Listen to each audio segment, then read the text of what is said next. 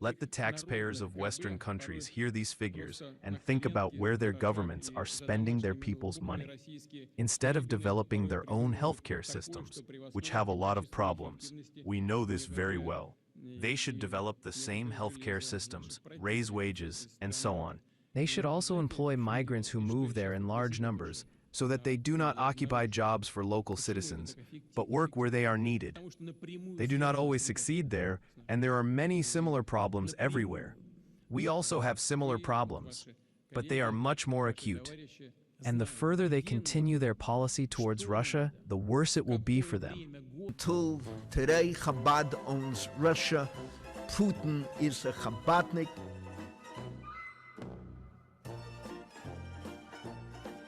And that's why you'll never hear me saying anything negative about Russia, or almost never, certainly not about the authorities. So that's why on YouTube I never say anything, and in real life I never discuss politics here, because why take the chance? The Moscow Patriarchate was undergoing a radical transformation, and part of that was getting rid of all the old bishops, who were either compromised or who had served under the old regime, in the Soviet period.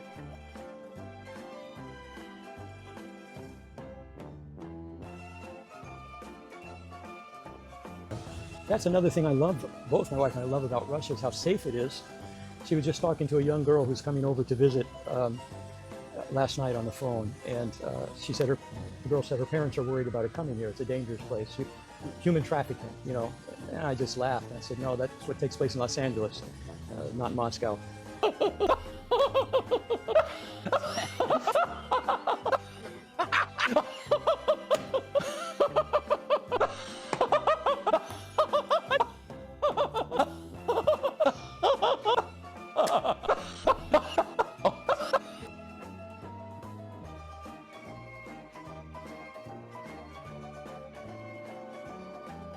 There's trouble in the world. Troublemakers.